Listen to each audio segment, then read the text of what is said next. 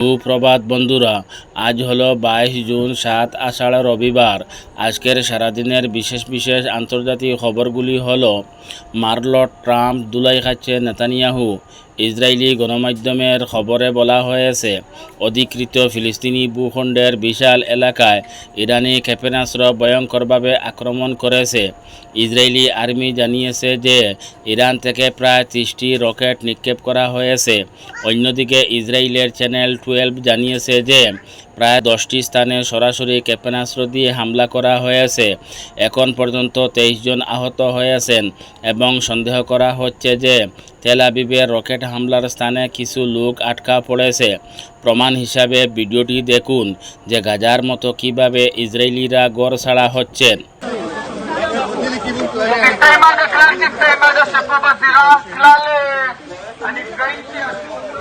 New York Times এমন একটি খবর প্রকাশ করেছে যার দ্বারা বোঝা যাচ্ছে যে ইরানিয়ানদের ইমান কত যে পাক্কা।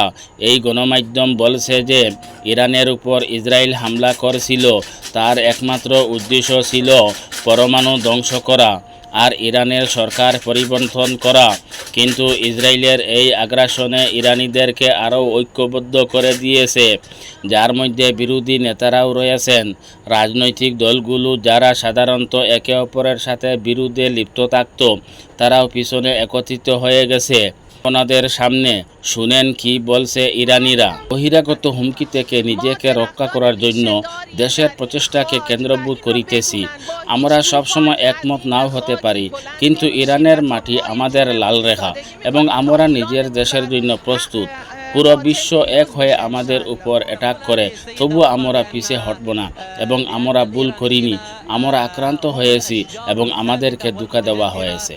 আজকে দখলদার বাহিনী দক্ষিণ লেবাননের বেশ কয়েকটি অঞ্চলে ভয়াবহ অভিযান চালিয়েছে বলে জানা গিয়েছে।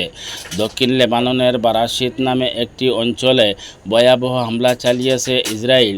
এই হামলায় একজন শহীদ হয়েছেন এবং দখলদার বাহিনী দক্ষিণ লেবাননের বেশ কয়েকটি অঞ্চলে অভিযান চালায়। এই হামলার ভিডিও এসেছে। ভিডিওতে দেখুন নেতানিয়াহু একদিকে মার খেয়ে অন্যদিকে কিভাবে বর্বরতা চালিয়ে যাচ্ছে।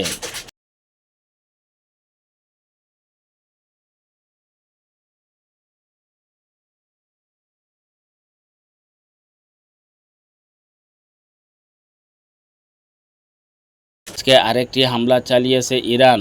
অত্যাধুনিক মিসাইল দিয়ে ইসরায়েলের রাজধানী তছনছ করে দিয়েছে ইরান।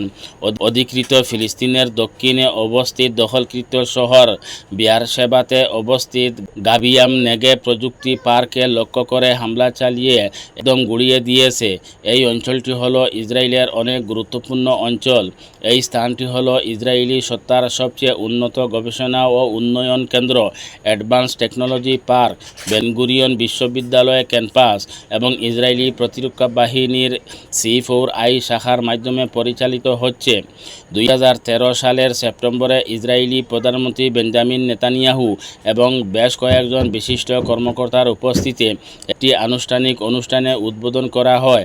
এই পার্কটির লক্ষ্য হল বেনগুরিয়ন বিশ্ববিদ্যালয়ের উন্নত গবেষণা কেন্দ্রগুলির মধ্যে শেখানো হয় এবং এর পাশাপাশি বিভিন্ন ক্ষেত্রে বৈজ্ঞানিক উদ্ভাবন এবং প্রযুক্তিগত উন্নয়নের সুযোগের জন্য একটি নতুন আন্তর্জাতিক ক্ষেত্র তৈরি করা। এই হামলার প্রমাণ আপনাদের সামনে দিচ্ছি, দেখুন।